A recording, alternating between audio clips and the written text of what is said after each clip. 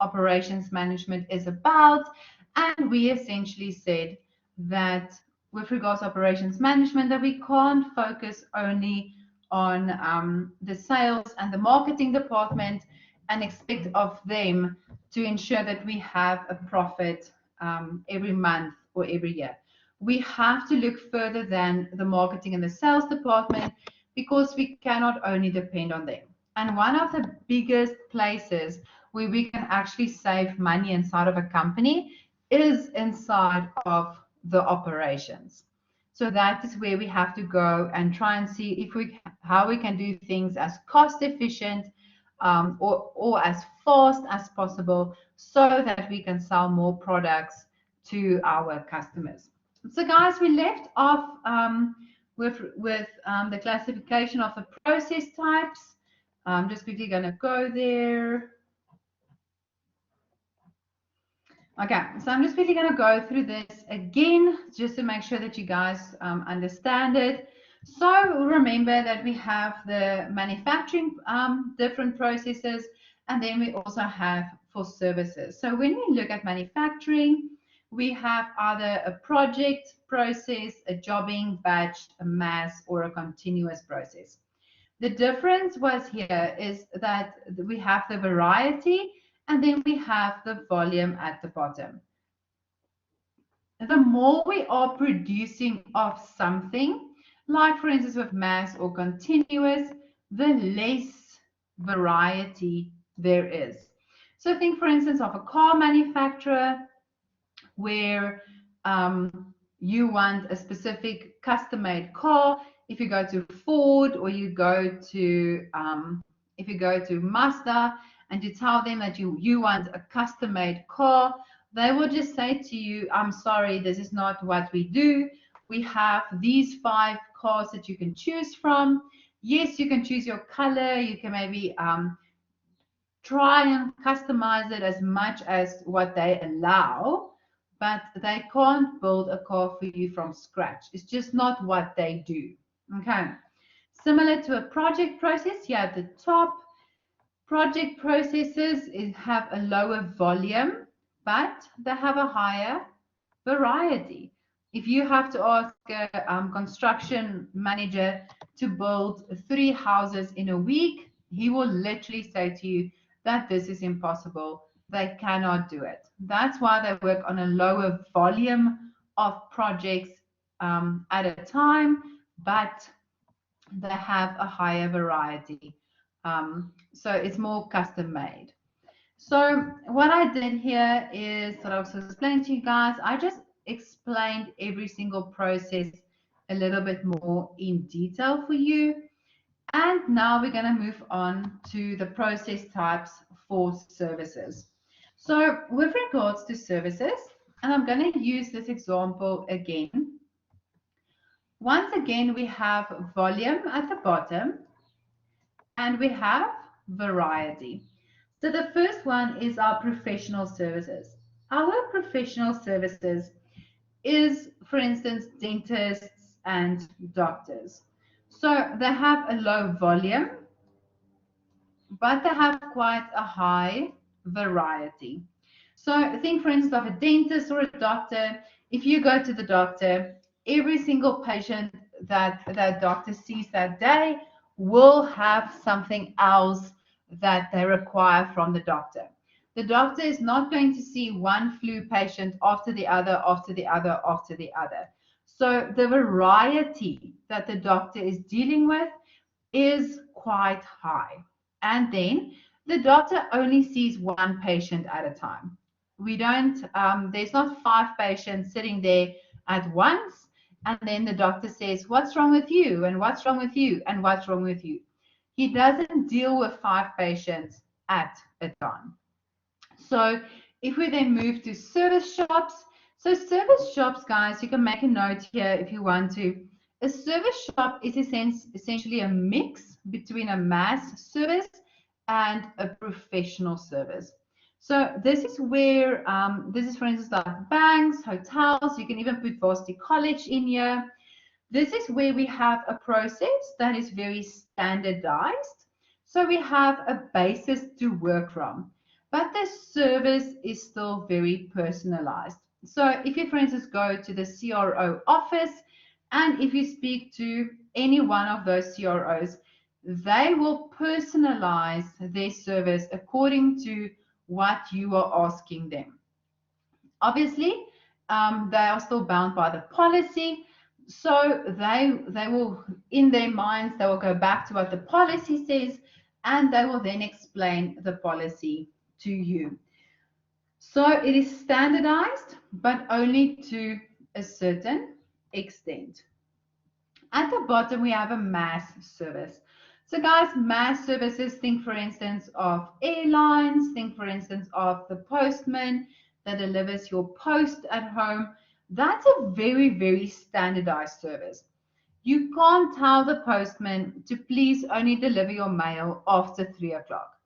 He's on a schedule. He has something else or somewhere else that he is busy delivering post at 3 o'clock. The post gets to the post office, it gets sorted, divided according to the suburb, and then it gets delivered. You don't stand around waiting for the postman to bring your post. It's not a personal service that he offers to you to only bring your post. So it is a very, very standardized service. Another example here is, for instance, on an airplane where they'll say beef or chicken. Okay, or beef or fish. You can't then say, I want lamb. Do you have lamb? Okay, there's not a menu that you can choose from. Once again, very, very standardized service. The volume is quite high and the variety is quite low, as opposed to service shops and professional services.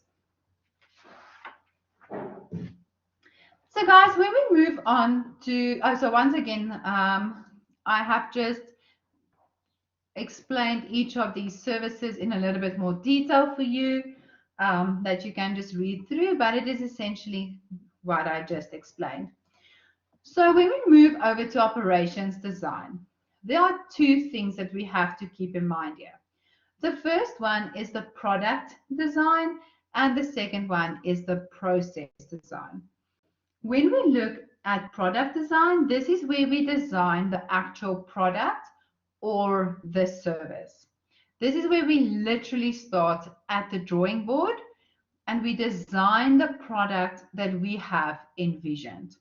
When we look at the process design, this is where we design all the steps that the product is going to have to go through in order to be a complete product. Remember that our primary aim is to achieve a competitive advantage. And the only way to achieve a competitive advantage is to ensure that we are satisfying our customers' needs in the best possible way. That is why we have to keep the objectives that we've already spoken about in mind while we are designing this specific product. What is important to our customers? Is it quality, cost, lead time? Does the product have to be adaptable, reliable? And remember, we also need to deliver a very, very good service. How important is service to our customers? Remember, I used the example of McDonald's where you have a drive-through versus going inside of McDonald's. The only reason why you don't go inside of McDonald's is because you just literally want to pick up your food and go. You don't really, sorry guys, let me just think of the word. You don't really want to engage with the person per se. The level of service, you don't really mind about the level of service. That's not as important to you as time, for instance, is. If you go to McDonald's, you sit inside of McDonald's, you have your meal at McDonald's, you will be more conscious about the service as opposed to when you use the drive-through.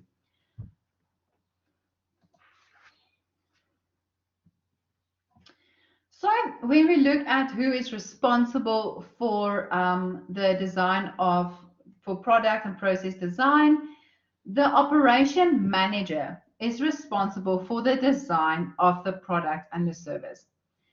He is indirectly responsible for the design of the process, and the process that includes the development and the manufacture of the product and the service. Remember that if we have a very, very good design of the product as well as the process, then that will lead to a competitive advantage. Guys, remember when we spoke about Spur, and we said that, so I asked, where does the problem of Spur lies? Is it with the inputs? Is it the transformation process? Is it the outputs?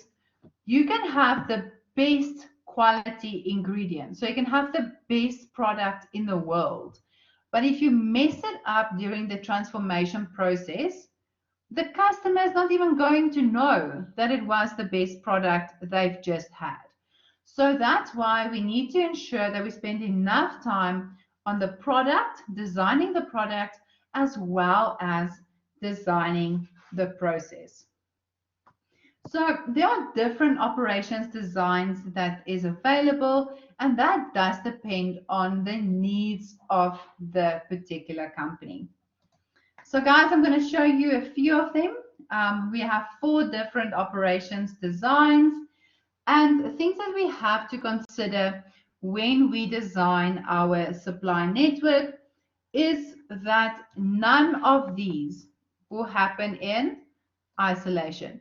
Nothing inside of a process happens in isolation, and that's essentially what the word process means.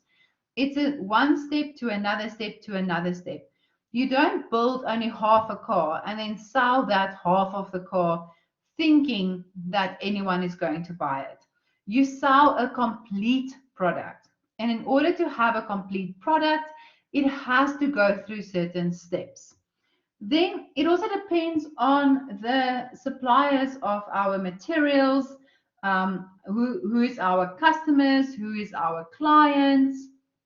Then we also have to look at the entire supply network. So not just what happens inside of the company, but how quickly can we get this product delivered to our customer? Remember that up until the point that that customer buys that product, that is where our thinking stops. Okay, so we have to start with, from the beginning, conceptualizing this awesome product up until when this customer buys this product. All of that have to be taken into consideration when we design our process as well as the product. So when we select our process types, so guys, the first one is a fixed layout position. And with a fixed layout position, think for instance of a construction site. All the workers will go towards the construction site. The crane is delivered to the construction site. The bricklayers, the bricks, the cement is delivered to the construction site. We don't build a company at a random place and then deliver the whole building to where the building is going to stand. It happens at the construction site. So all the resources that we need, labor, the raw materials, needs to go to the construction site.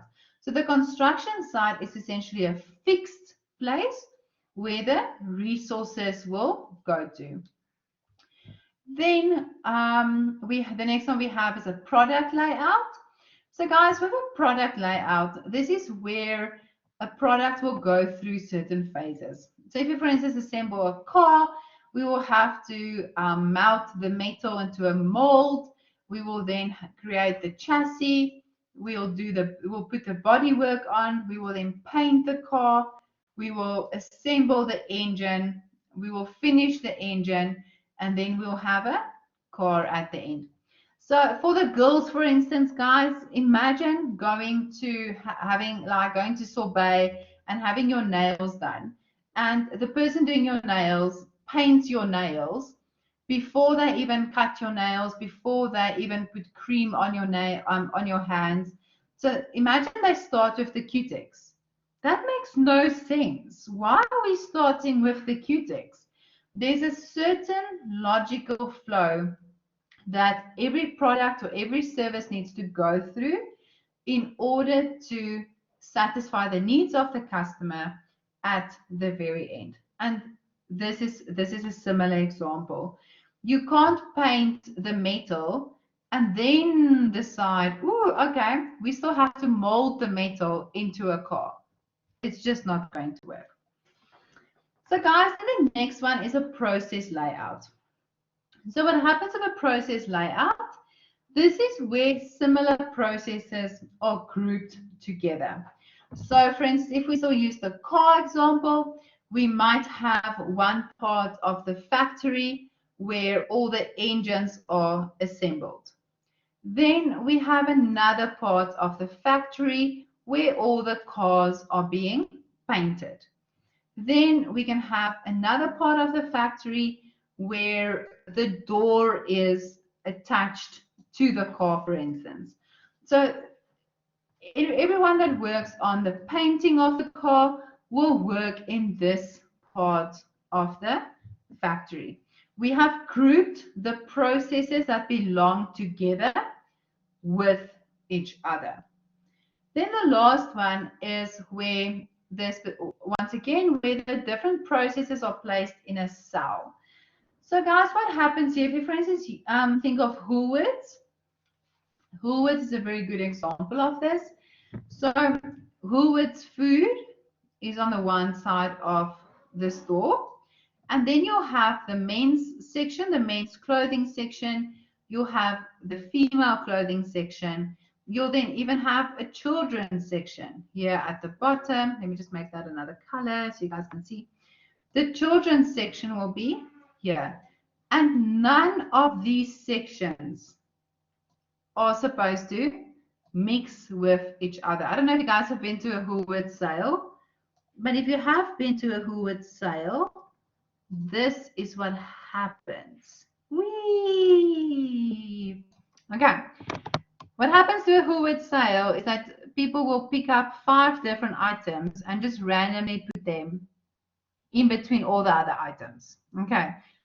If you guys really do yourself a favor, go to Woolworths when they have, well, they currently have a sale, but when they have a sale again, and go and see how many children items are between the male and female sections, how many female items are between the male sections, and then you might find 1 or 2 male pants in between the female sections. So yeah, this is what happens when there's a sale. Okay, guys, by the way, also, if you ever go to like Pick and Pay or Checkers, I don't know if you guys have noticed how many times products are just randomly put onto a shelf, and that is not even where the product is supposed to be.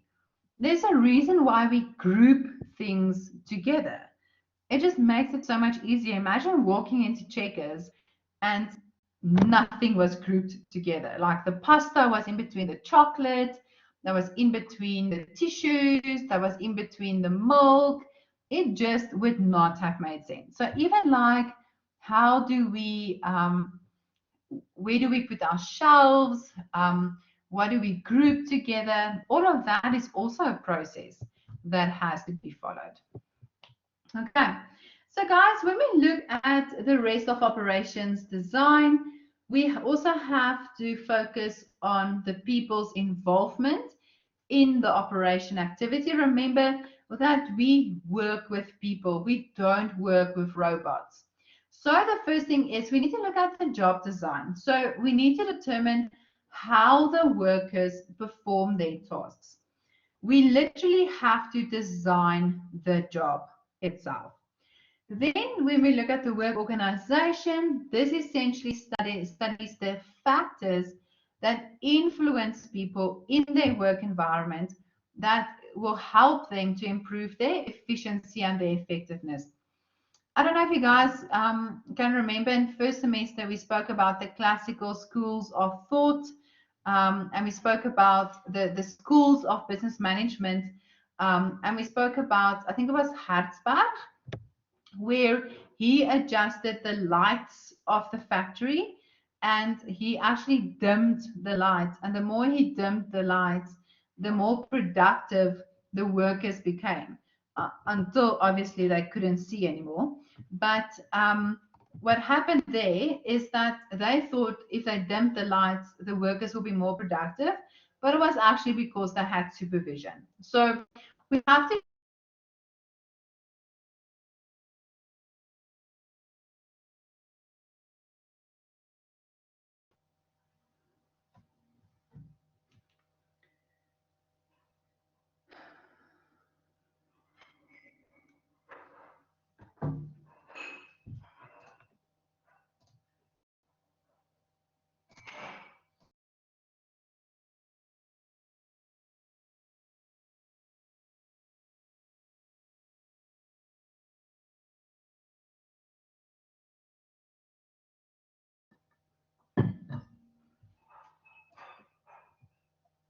Okay. Sorry, guys. We've been struggling with VisiLearn since Tuesday. It's just been kicking all of us out continuously. So I just quickly had to reconnect again. So that, yeah, because it just kicked me out. Okay. You guys can probably hear I'm so fed up with VisiLearn kicking me out because I keep thinking it's my internet and there's nothing wrong. Okay. Thank you, Tembeka. Literally, guys, on Tuesday, it kicked me out. Okay, so honey, can you hear me now? I switched off my mic and I can switch it back on. Okay, Tembeka can hear me.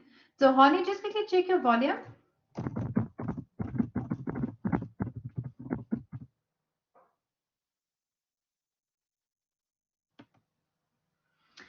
Guys, literally on Tuesday, I think I had to reconnect 10 times in an hour and a half. You can imagine those poor students did not know if they were coming or going, where we were, what's happening. It was crazy.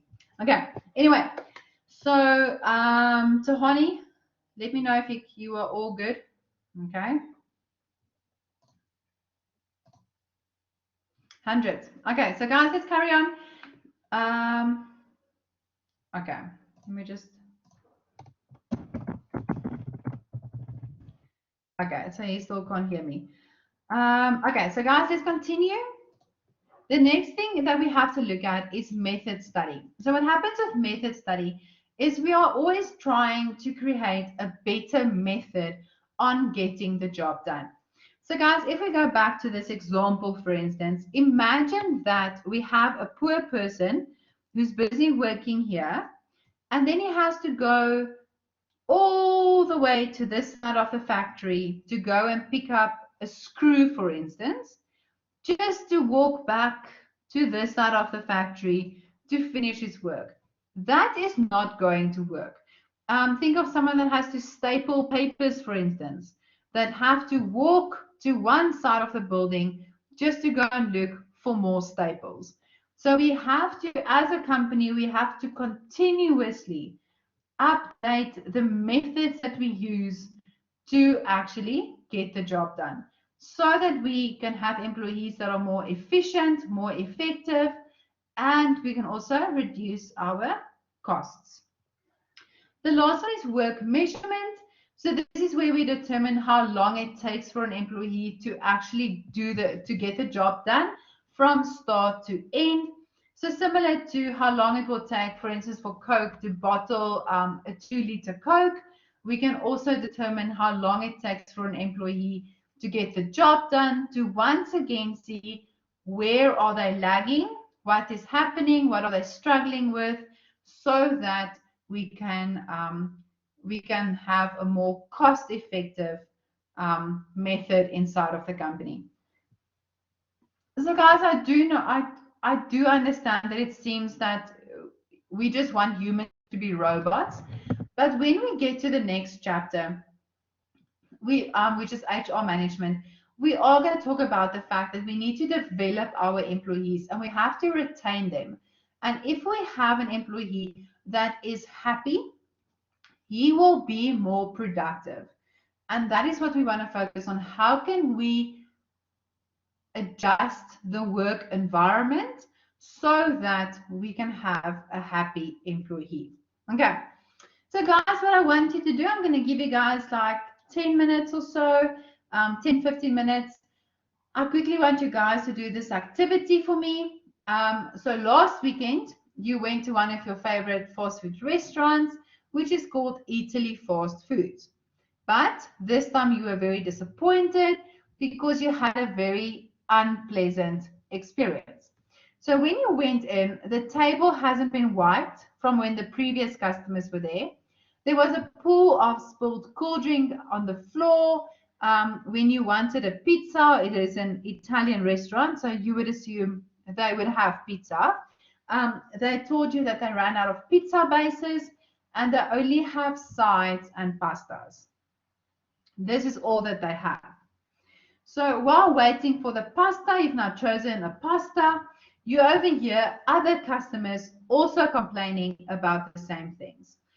So when you get home, you decide that you want to just contact them and just explain to them that you were not happy with their service. So what I want you guys to do is I want you guys to think of the operational checks that should have been in place, that should have been adhered to, and that were not followed. And then why is it so important to you as a customer that these operational checks has to be in place and has to be followed? And then why is it important to the restaurant to ensure that these checks are actually followed? Okay. So guys, 10, 15 minutes, quickly do these 3 questions, and then we are going to come back and then we'll have a chat about it.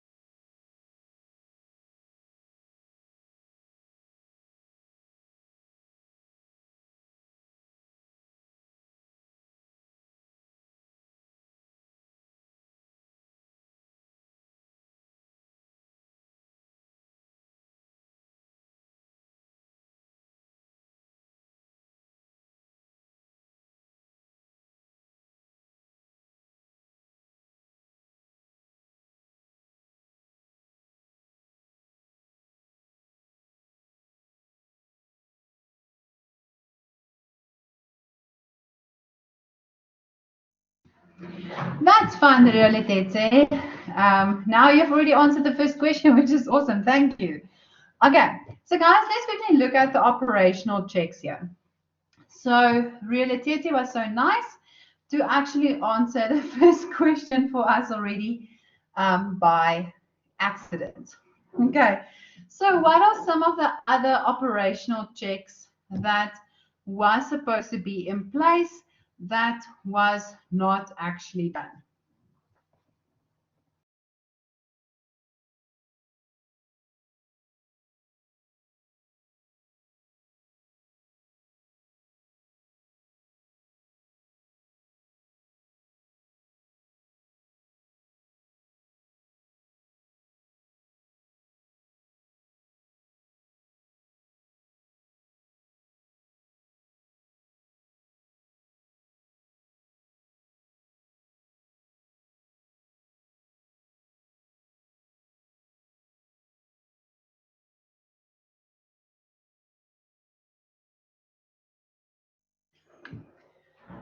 Okay, so they also ran out of pizza bases. They only served sides and pasta, and hygiene is very, very important. So, guys, I mean, if you go to any restaurant now, the first thing that will happen is that they will sanitize the table, maybe also the couches, you know, the back of the couches quickly as well. I laughed yesterday. I quickly went to Pick and Pay clothing, and this for me was quite funny. So I was busy paying, and two guys came in, but they're quite young. They're like your age, more or less. And the lady at the till greeted them and said, "Hey," and they were like, they thought like she knew them or something, because I could see the one guy was like, "Hi," like, you know, like very friendly towards her. And then she's like, "You have to sanitize." And then you could see how this poor guy's ego like deflated because he thought the girl was really greeting him, but she actually was just greeting him to tell him that he hasn't sanitized. So that is how pedantic any of the stores these days are about sanitizing. Okay, so Tobile, you are also 100% correct that the safety of the customers was not prioritized. And I think also that the customer experience wasn't prioritized. Like you say, a customer can slip and fall from the spilled drink. I actually don't know why the spilled drink was not cleaned up immediately after it was spilled. From my experience, normally if someone spills something, it is cleaned up immediately, either by the customer itself or they will receive some help from one of the waiters, for instance, that will help them clean up quickly. Guys, also the pizza bases. Okay, yes, so the total quality control and cleaning wasn't followed. It is, I mean, guys, you can imagine, you know what the floor looks like after stepping into something that's sticky. There's just like shoe marks everywhere. And then the fact that they ran out of pizza bases. This is an Italian restaurant. You would assume that any restaurant, especially an Italian restaurant, would at least have pizza bases. We can't do a naked pizza. We can do a naked burger where we can remove the bun from the burger. But guys, I never want to imagine a naked pizza. It will essentially just be tomato sauce with some meat, with some cheese melted over it. And I don't know how anyone is going to eat that. So a pizza base is quite an important ingredient. It's not like we can substitute the one for the other one. If we ran out of salami, we can say that there is bacon or ham, for instance. So we can substitute the one with the other one. So obviously, whoever the person was that was supposed to check the inventory did not do their job. Okay, so guys, why is it important to you as a customer that number one, that these checks are supposed to be followed?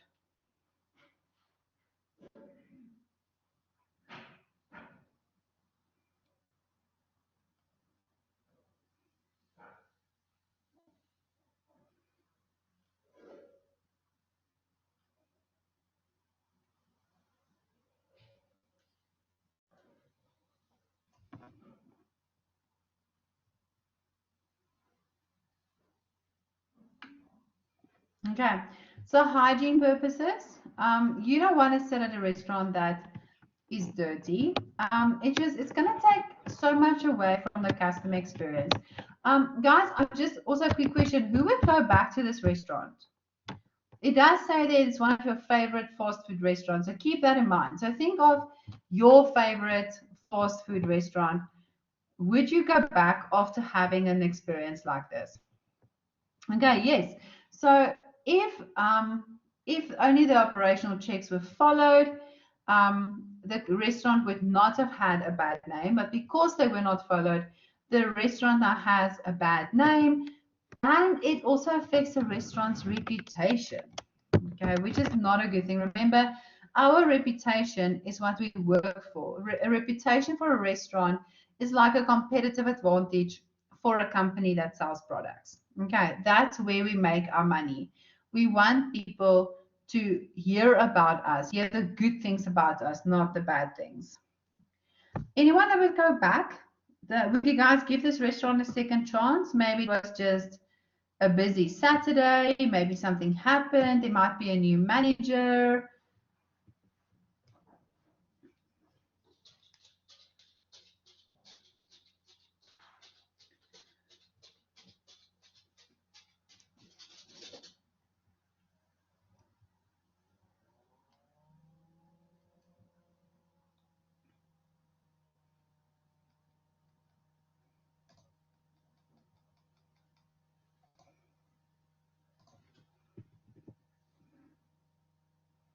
Okay, anyone guys? Would you go back to the restaurant or not?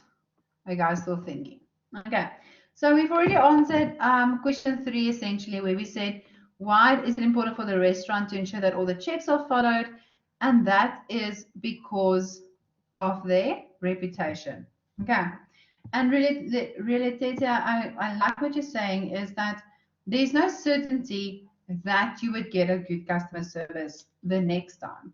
And I think, guys, especially in the society that we live at the moment, there is such a mass amount of restaurants that are competing for you to come to them. That if you have a bad experience at a particular restaurant, it's not be, you might not give them a second chance, maybe because of the bad experience, but you will rather go to another restaurant because, like Realitete said, you are not guaranteed if of a good customer service. I actually spoke to someone during the week which asked me about nice restaurants to go to, and I mentioned the one restaurant, and I said I won't go there again. I can't really tell you why. The food was okay, the service was okay, but there are better restaurants to rather go to. So that's why companies, restaurants, anyone providing a service or a product have to ensure that they always give the best possible service, which I know, guys, is humanly almost impossible sometimes. Sometimes you just have a bad day. I actually just quickly went to Woolworths, not now, earlier before class. And there was a customer that asked the one guy from Woolies a question. And the guy from Woolies wasn't really interested. He was busy folding clothes. And the guy said to him, "Why are you angry with me?" And the poor Woolies guy turned around and said, "I'm not angry with you." And he said, "No, you are, because I'm trying to ask you a question and you are not answering me. So then you must be angry with me." So imagine that happened in a restaurant. You'll just move on to the next restaurant. Okay, so that's why we always have to ensure that we do things right the first time and we do things right every time. Those are our objectives that we have. Okay, so guys, let's quickly take a 10-minute break. When we come back, we will quickly finish this chapter. We're almost done with the chapter. And then I just have a take-home activity that you guys can go and do at home. Remember that we said we are really focusing on applying the theory to real life. And that's where all the activities that I'm going to do this semester is going to be about real life and applying the theory to real life. Okay, So let's quickly take a 10-minute break, go and get something to drink, grab a quick snack, come back, and then we'll finish the rest of the chapter.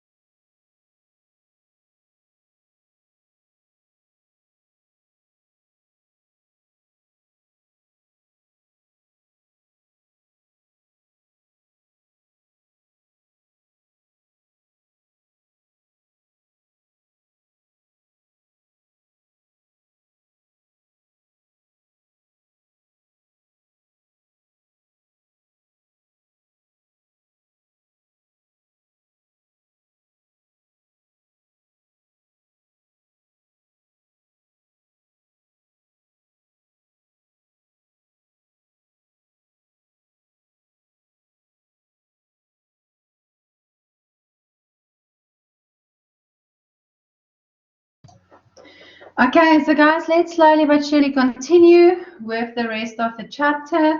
Like I said, we're almost done, and then that's it.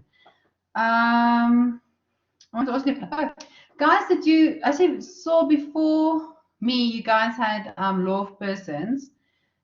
Do you guys like law of persons? I loved law of persons. It was one of my favorite modules that I did. And then like my second favorite, no, let's start. My favorite module is criminal law, and then it's family law, and then it's law of persons. Yeah.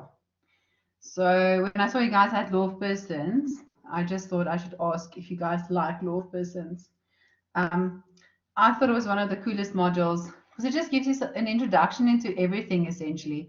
Gives you an introduction into family law, into maybe a little bit of criminal law, but also with divorce, marriage, all of the different laws that deals with the person itself and family. So I quite liked that specific module. I don't know if you guys, if you share my feelings towards law of persons, but I thought it was a very interesting module.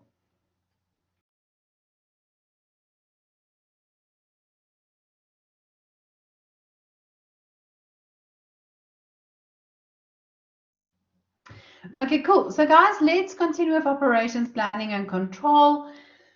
So what is operations planning and control? This is all the activities that is required by the company to put the operational process into action to efficiently, on a continuous basis, produce products that can actually meet the needs of the customers. Remember that we spoke about the fact that we have to do things right the first time, we have to do things right every time. And this is part of the operations planning and control. So we need to, on a continuous basis, meet the needs of the customers. We can't just meet their needs once. And when they come to us again, then we disappoint them, like with the scenario we just had. That was one of the person's favorite restaurants. He would continuously go to them, and then the one day he had a bad experience. Chances are that he probably won't go back there.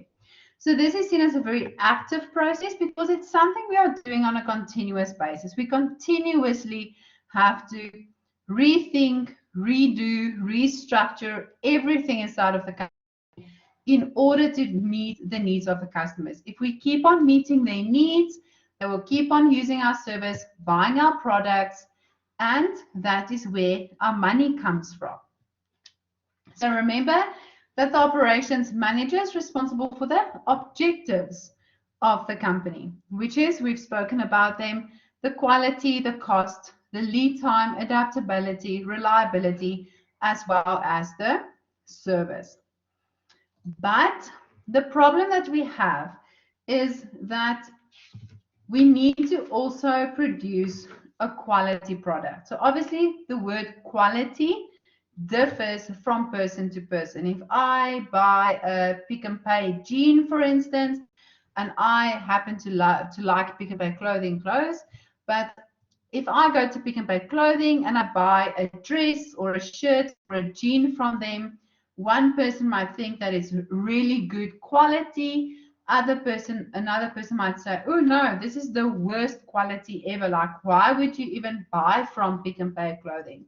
So that is why quality itself is a very subjective term.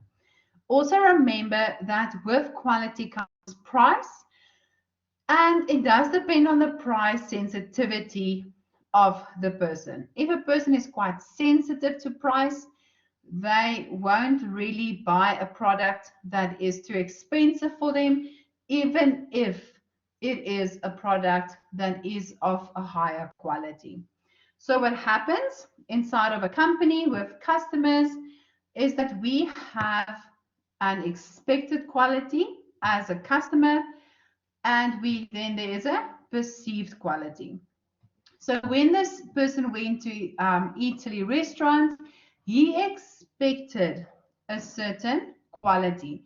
And this expectation can be because of his previous experiences that he has had with this restaurant, or the previous experiences you've had with Woolworths clothes or Pick and Pay clothing. Then you will use the service, or you'll buy the clothes, or you'll buy the food, for instance, and then you will measure the perceived quality at that moment versus the expectation that you had. And if there's a difference between the expected quality and the perceived quality, this is known as the quality gap. And this is a problem. If the perceived quality is higher than the expected quality, that's a good thing. That's what we want our customers to think. That means they're going to keep on buying our clothes, our food, or keep using our service.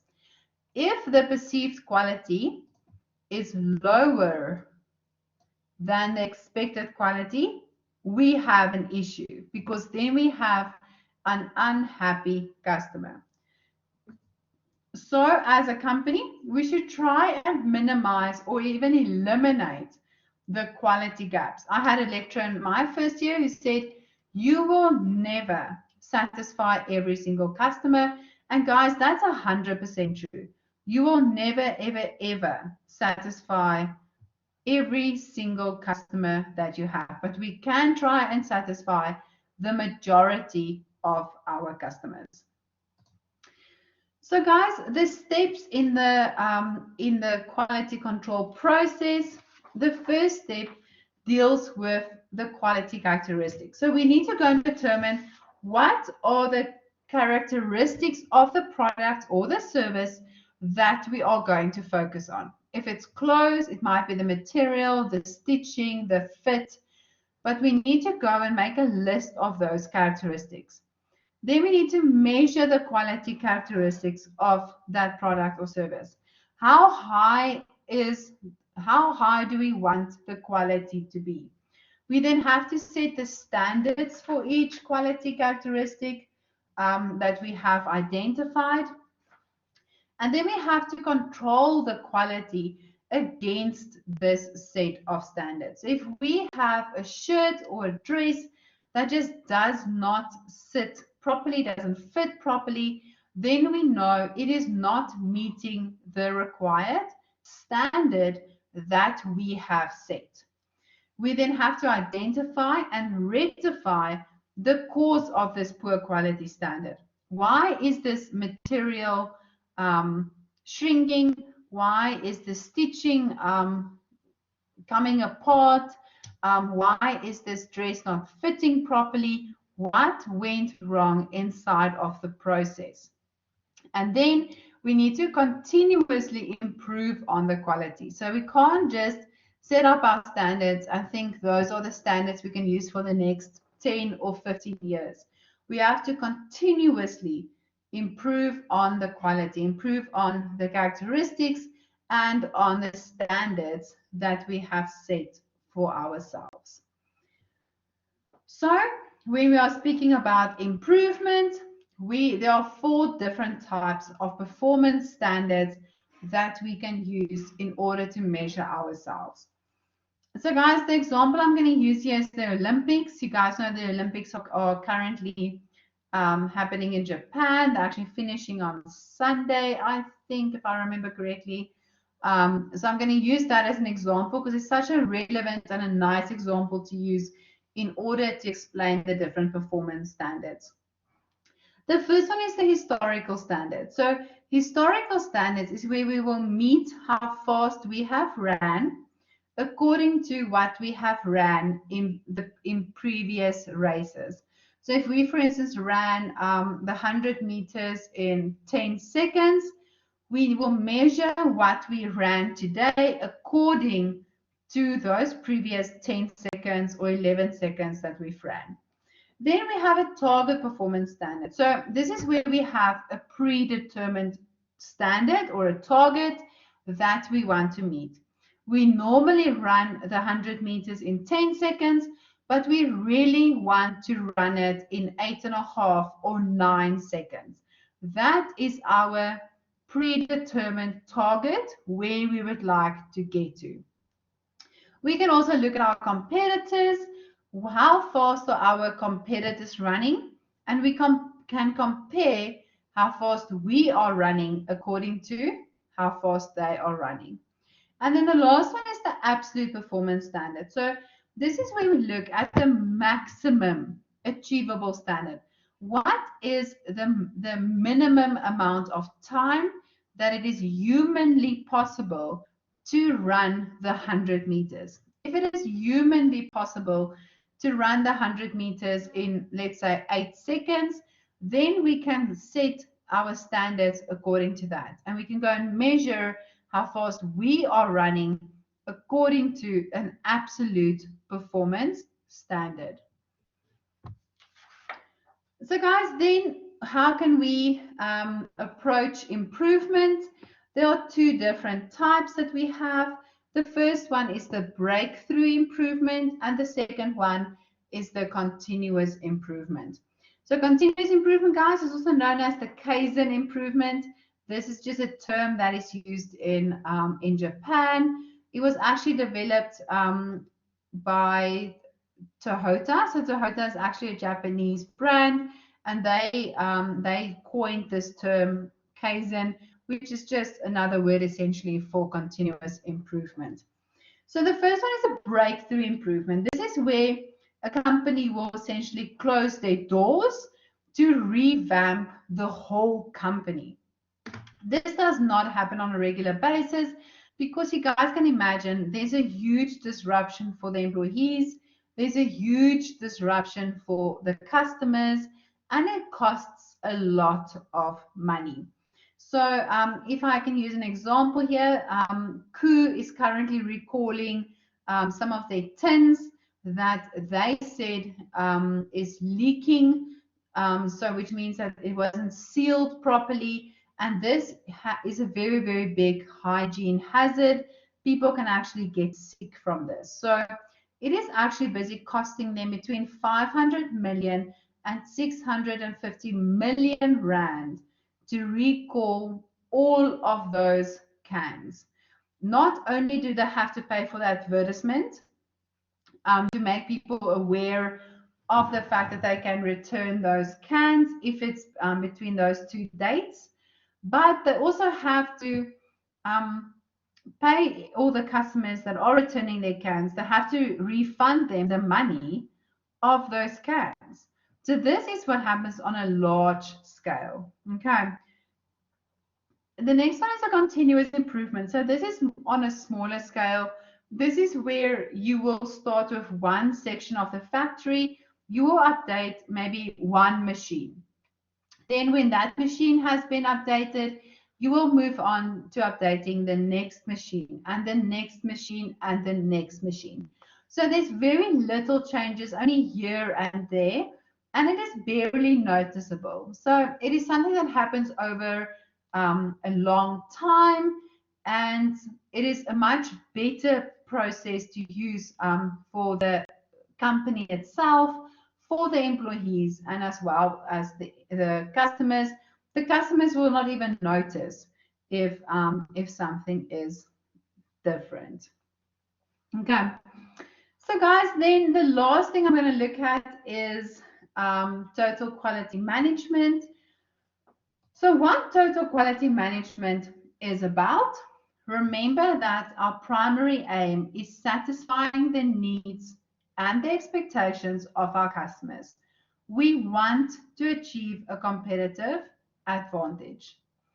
So remember that every single customer wants to have their needs satisfied. And if it's not satisfied, they will just move on to another company that they feel can satisfy their needs. So when we look at what total quality management is about, we've said that we need to meet the needs of our customers, and it covers every single part of the business, no matter who the person is inside of the business, no matter how small that part of the business is. It entails the whole business. We need to ensure that every single employee is involved in the total quality management. If we are maybe a restaurant, we have to ensure that every single waiter, every single chef, every single employee knows that customer service is important to us and that we expect good customer service from them every single time. We expect warm food. We expect the chef to not burn the food. Then we need to identify all the we need to identify an account for all the costs that we have to pay in order to achieve a certain level of quality. Like we've said now many times, we need to do things right the first time. We need to do things right every single time. And then we need to implement processes and procedures that will help us to not only achieve that level of quality, but to also maintain that level of quality. And we have to ensure that we continuously improve our process because there's always a need for improvement. So guys, the last thing that we have to look at with regards to total quality management is that we need to integrate total quality management in the business strategy. Even if we use something like we want to increase our revenue with 5%, how are we going to do that? Sell more products. How are we going to sell more products? Like we said in the beginning, we can't rely only on the sales team. We have to go and look deeper inside of the company. We need to ensure that every single employee, including top management, is on board and that they are helping us to achieve this level of quality that we want so that we can make profit and we can have a competitive advantage. Then we also need to look at teamwork. We can't do this by ourselves. We need to work together as a team. We need to have continuous feedback as well on what are we doing right, what are we doing wrong. Most companies, I know especially Black Builders Warehouse, they are very set on customer feedback. Takealot as well. Takealot will, whenever you buy from Takealot, they'll send you an email where you can go and review the product. It's because they care. They want to know if this is a good quality product or not, so that they can use that feedback and redesign and improve on their processes. And the suppliers of that product also want the feedback so that they can go and see what are we doing right and what are we doing wrong. With that comes training. We have to continuously train our employees. And when we go on to chapter 12, we are going to talk about retaining and training and developing our employees. Okay. So guys, what I want you to do for me after class, I've already loaded this under more resources. This is the Click a Brick. It's a company, Click a Brick. It's a case study. It is only one question, guys. I want you to please go and answer that question. It's only for yourself, so don't worry too much about it. I just want you guys to go and read through the case study and then answer that question. Okay. I haven't handed out any ice tasks yet, but when we get to next week, I'll give you guys an ice task that we can maybe do for the around the 22nd, 23rd of August, around there. I just want everyone that's supposed to be registered to be registered, so that no one misses an ice task. Okay, so guys, that's it for today. We finished nice and early, so I think you guys deserve it. You guys you've now had Law of Persons and you've had me, and it is Thursday. So yeah, thank you for joining and thank you for entertaining me, guys. I'll see you again next week, I think. And then we'll continue with chapter 12, which is HR management. Okay, enjoy the rest of your day, guys. Bye. Make sure that you do this case study that you apply it to the practical real life examples, and enjoy the rest of your day. Bye, guys.